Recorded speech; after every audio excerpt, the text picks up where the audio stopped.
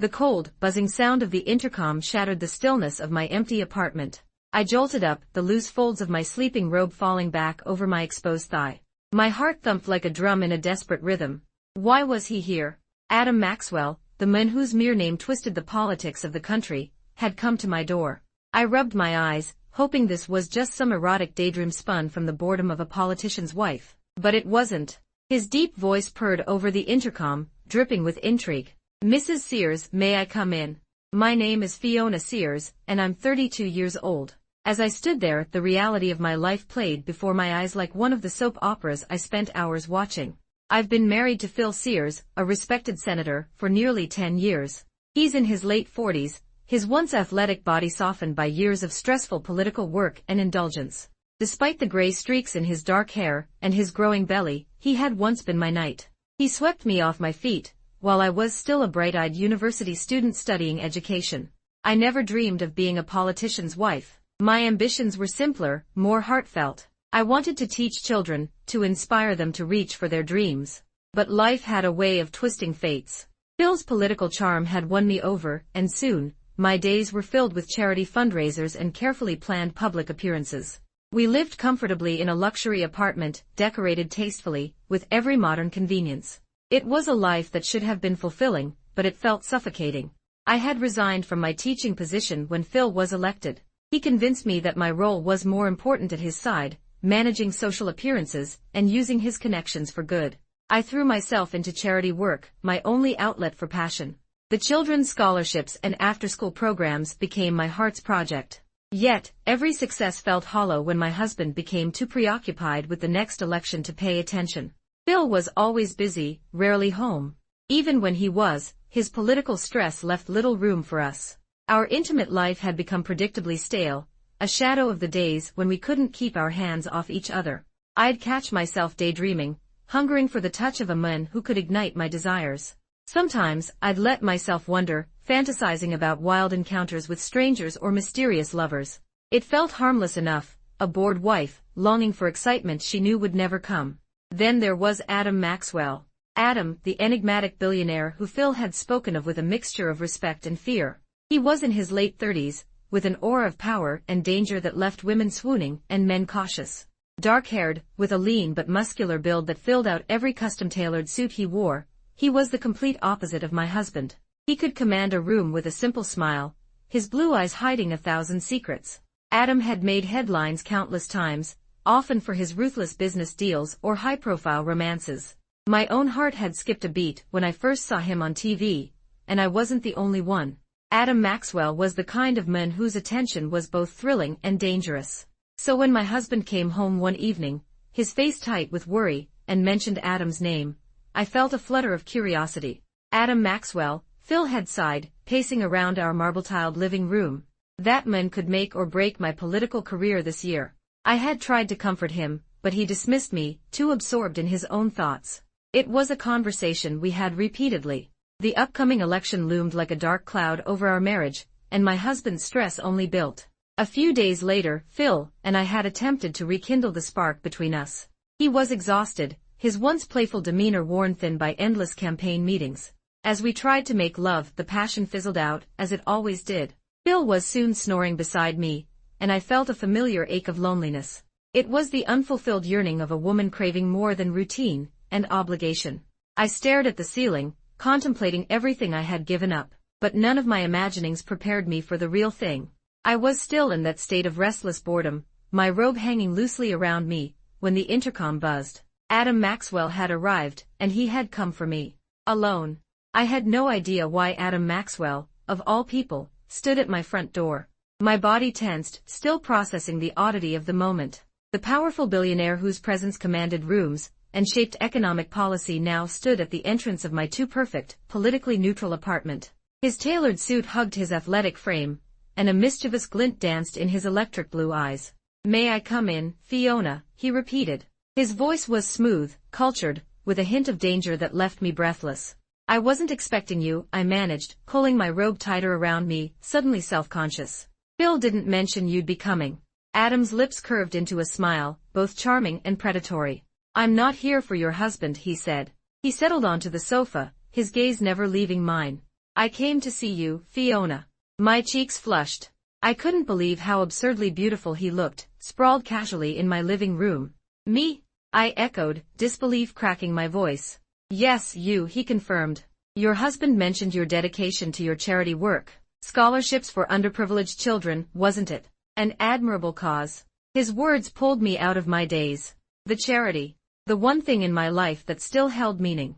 It is, I said, regaining a fraction of composure. I'm passionate about it, though. I trailed off, feeling a pang of bitterness. Funding is difficult. Especially now, with the budget cuts. He tilted his head, a lock of dark hair falling across his forehead. I'd like to help, he said, and I almost laughed. Billionaires didn't just offer help without an agenda. My skepticism must have shown, because he added, in exchange for something I desire. My heart thumped. I couldn't look away from his eyes, which seemed to pierce right through my soul. What could I possibly have that you want? I asked, my voice barely a whisper. I already knew the answer. My body, flushed with heat and anticipation, knew. He didn't speak at first, just let the silence stretch, pulling me taut. I want you, Fiona, he said finally. His words sent a shiver down my spine, the room's temperature seeming to rise by several degrees. I want one night with you. No strings attached. No pretenses. My breath caught in my throat. Was he serious? Adam Maxwell, the most sought-after man in the country, wanted me. And he was offering to save my crumbling charity in return. It was a simple transaction, but nothing about it felt simple. I can't, I said, but my voice faltered. Images of my husband flashed through my mind, Phil, who had become more of a roommate than a partner, who hardly touched me anymore unless it was politically convenient. The guilt surged, but so did something else, a craving I hadn't allowed myself to feel in years.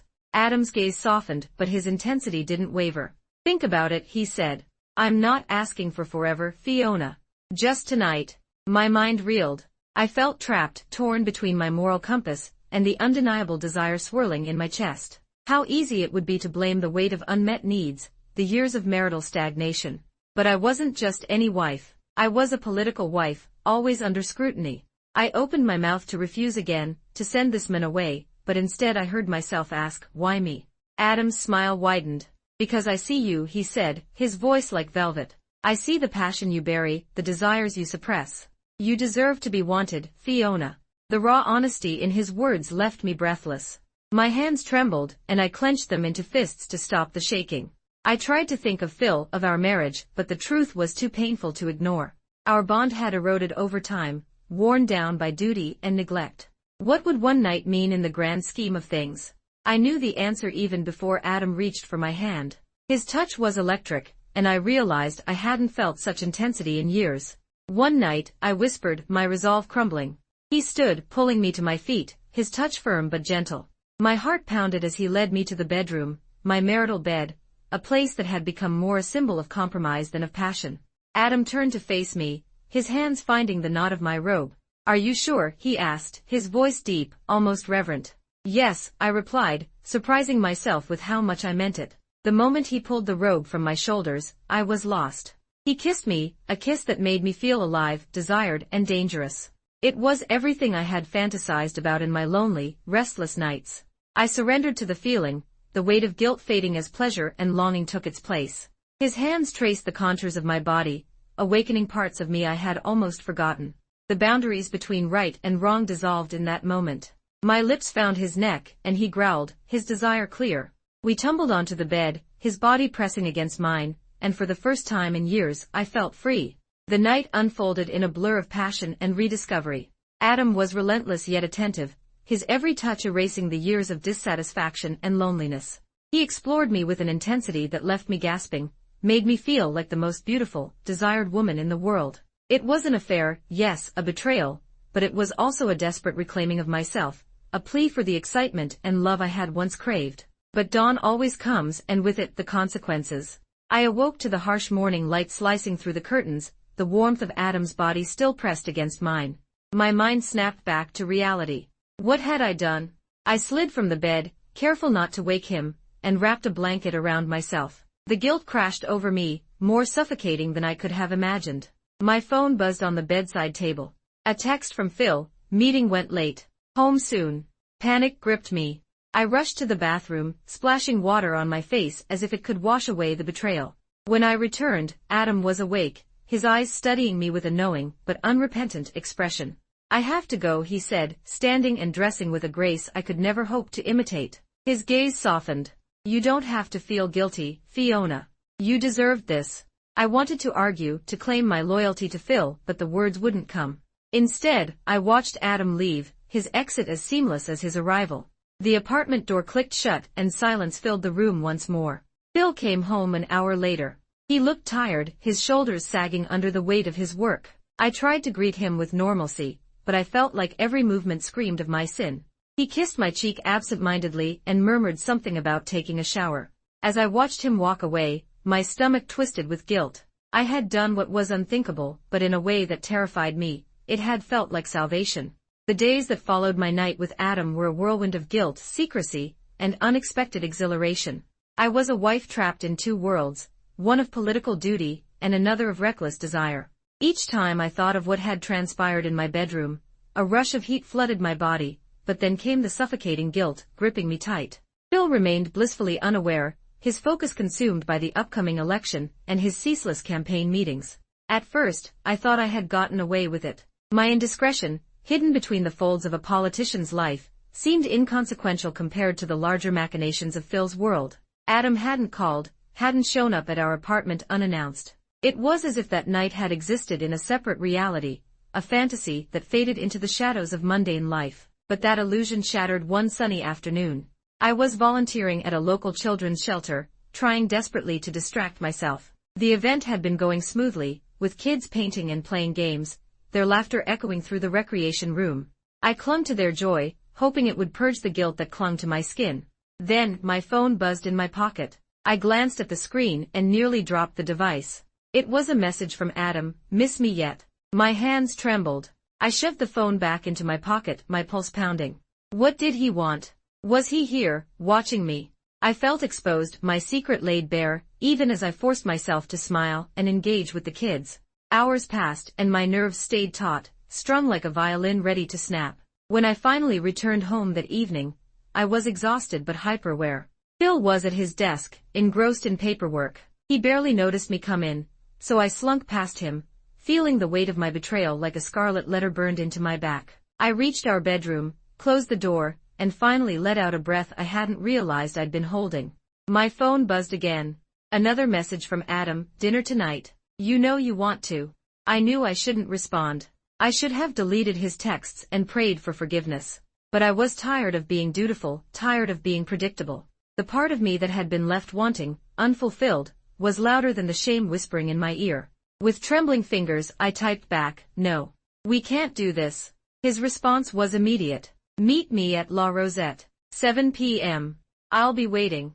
I clenched the phone, hating how tempted I felt. La Rosette was a discreet, upscale restaurant, far enough from our usual circles. It was the perfect place for a secret rendezvous. I knew I should tell him off, end this madness once and for all, but something about his confidence, his unrelenting pursuit, sent a thrill through me. When 7 p.m. arrived, I found myself slipping into a black cocktail dress, my heart hammering as I left the apartment. Phil had barely noticed my departure, muttering something about meeting a campaign advisor later that night. Guilt swirled in my chest, but I ignored it. I wasn't going to sleep with Adam, I told myself. I was simply going to set boundaries. But when I arrived at La Rosette, Adam's smile obliterated my good intentions. He rose to greet me, looking devastatingly handsome in a tailored navy suit. The hostess seated us in a dim, private corner, the ambience romantic and lush with the scent of fresh flowers and expensive wine.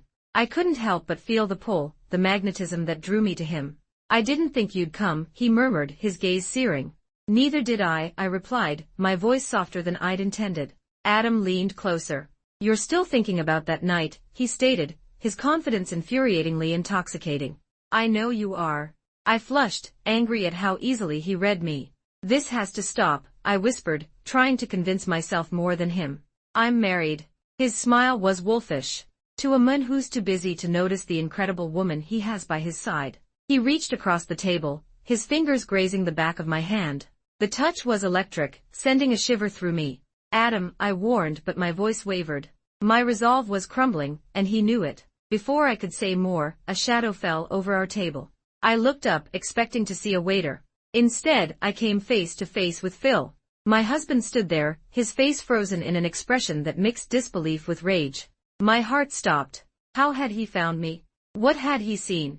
I felt the blood drain from my face, my body going cold. Phil, I croaked, trying to sound normal, casual. What are you doing here? He didn't answer, his eyes narrowing at Adam. The tension crackled in the air like a storm ready to break. I could ask you the same question, Fiona, he said finally, his voice dangerously calm. Adam, for his part, remained composed. He leaned back in his chair, a small, amused smile playing at his lips. Senator Sears, he greeted, as if they were old friends meeting by chance. Care to join us? Phil's jaw clenched. You son of a, his voice cut off, his fists balling at his sides. I shot up from my seat, placing myself between them. Phil, please, I whispered, my voice thick with fear.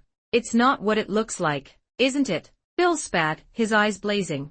My wife, dining with the man who's been playing hardball with me all month. What the hell, Fiona? The restaurant had fallen silent, all eyes on our small corner. My stomach twisted.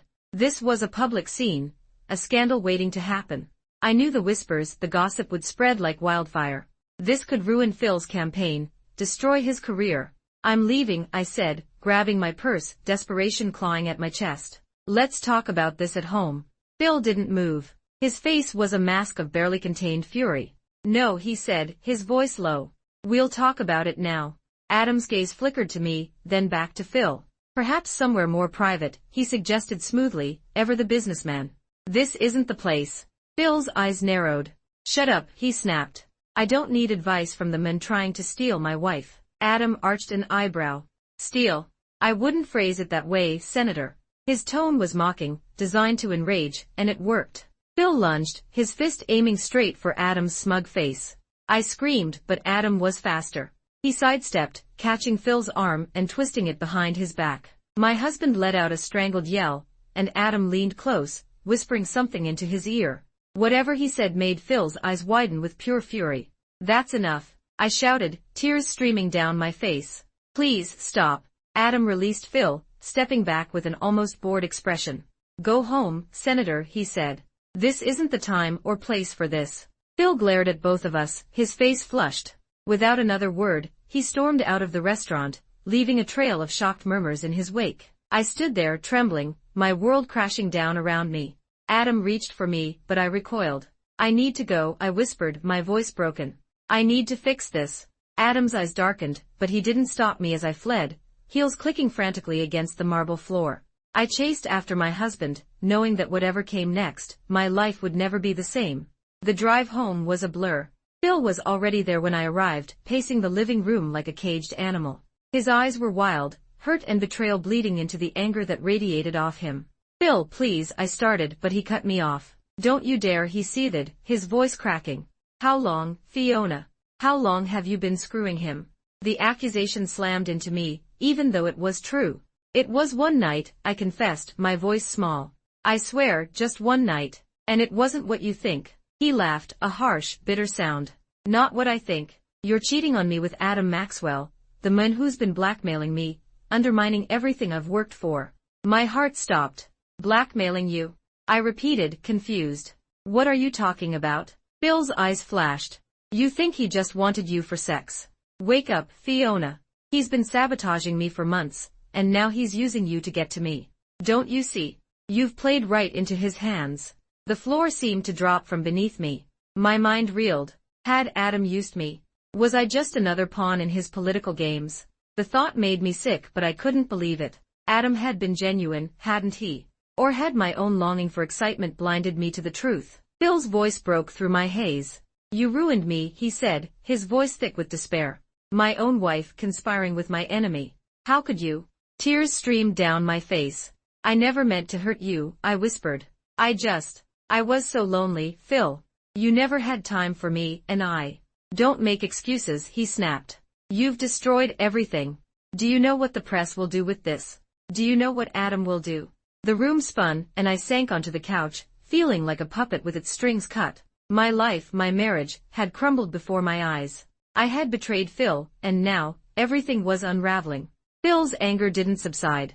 It roared, crashing around our home like a hurricane, breaking everything in its path. His words sliced through me, a torrent of accusations that I couldn't defend against because, deep down, I knew I was guilty. I had betrayed him, allowed my hunger for excitement to overshadow my loyalty. But I hadn't realized the political weight of my actions, the cost of intertwining passion with power. You think this is just about us? Phil bellowed, his voice hoarse from shouting. You think this is just some marriage drama? Fiona, this is my career, my reputation. This is everything I've built, and you handed it over to that bastard on a silver platter. I couldn't respond. My throat was dry, my voice trapped somewhere between shame and disbelief. Adam had been using me. The realization cut deeper than I'd expected. What had felt like a fantasy, a wild escape from the monotony of being a political wife, had twisted into something ugly, something dangerous. Phil paced furiously, his face flushed and eyes red. I can't believe how naive you are, he hissed, his tone dripping with contempt. You fell for his charm, his billionaire act, and now look at what you've done. I wanted to fight back, to scream that he hadn't been there for me, that I'd felt abandoned and unloved. But what good would it do? The damage was done. Instead, I sank deeper into the couch, curling inward, the weight of my mistakes pressing me down like an anchor. Suddenly, Phil stopped. His breathing was ragged, and his fists unclenched. There was a terrifying calm that settled over him, the eye of the storm. I won't let him win, he said, his voice steadier, colder. I won't let Adam Maxwell destroy me. Or us. My heart skipped a beat. What are you going to do? I whispered, fear creeping into my voice. Phil's eyes met mine, and there was something in them I hadn't seen before.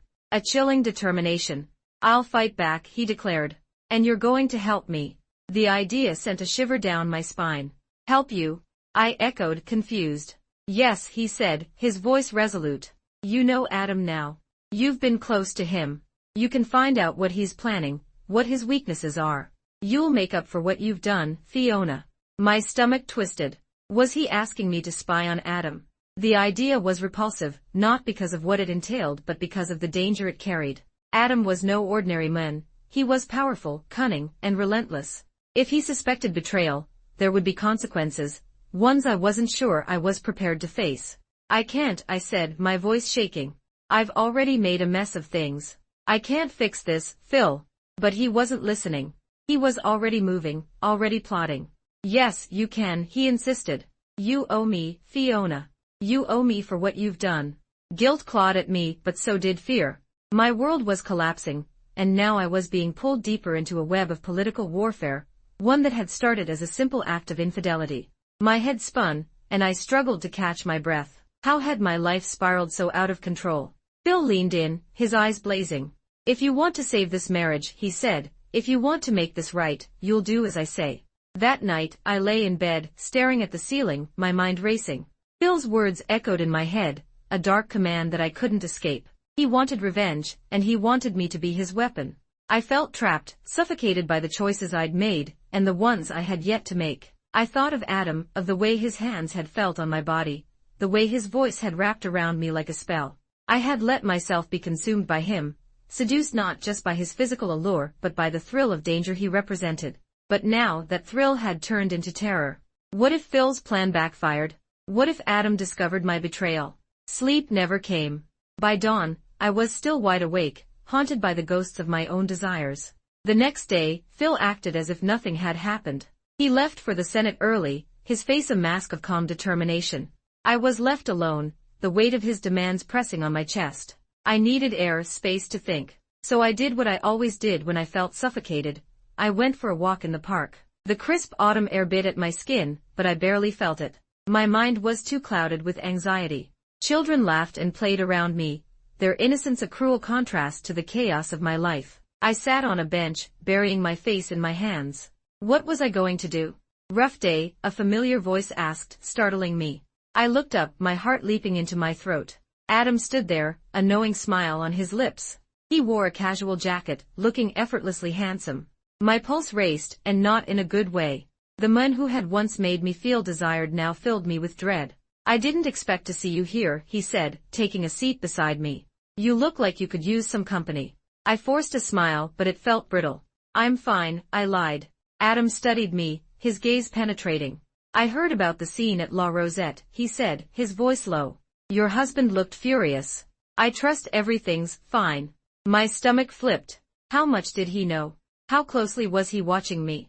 We worked it out, I said, my voice shaking despite my effort to sound calm. His smile widened, but it didn't reach his eyes. Did you? He asked, a dangerous edge creeping into his tone. You know, Fiona, you've been on my mind. The way he said my name sent a chill down my spine. I shifted uncomfortably, trying to put distance between us. Adam, we can't do this anymore, I said, trying to sound resolute. What happened between us was a mistake. His expression didn't change. If anything, he looked amused. A mistake, he repeated, leaning in closer. Is that what you call passion now? I swallowed hard, my throat dry. Yes, I whispered, and it's over. Adam's eyes darkened, but his smile never wavered. I don't think you understand, Fiona, he said, his voice silky but menacing. I'm not a man who lets go easily. Fear coiled in my stomach. Was he threatening me? I tried to stand, but his hand shot out, grabbing my wrist. His grip was firm, unyielding. Let go of me, I demanded, panic flaring in my chest. He leaned in, his breath warm against my ear. Careful, he whispered. You don't want to make an enemy of me. My heart raced, terror flooding my veins. I yanked my arm free and stumbled back, nearly tripping over the bench. Adam watched me with that same infuriatingly calm smile, as if he knew I couldn't escape him. Without another word, I turned and fled, my heart pounding. The park blurred around me as I ran, my mind spiraling. Adam's threat hung heavy in the air, a dark promise that I couldn't ignore. When I returned home, Phil was waiting. His expression darkened when he saw the fear etched across my face. What happened? He demanded, stepping forward. I hesitated, the weight of Adam's warning pressing on my chest. I saw Adam, I admitted, my voice small. He was in the park. Phil's jaw clenched. What did he say? I bit my lip, debating whether to tell him the truth. But before I could respond, my phone buzzed in my pocket. I pulled it out, and my blood ran cold. It was a message from an unknown number, but I knew who it was from. You can't hide from me, Fiona. Phil saw my reaction, and his eyes narrowed. Show me, he ordered. Reluctantly, I handed him the phone. His face twisted with rage as he read the message, and I knew there was no turning back. He's threatening you, Phil said, his voice trembling with fury. We have to fight back. But how? I asked, my voice breaking. He's too powerful. What can we do? Phil's eyes met mine, and there was a fire in them that terrified me. We'll use his own game against him, he said. We'll gather evidence, expose him for who he really is.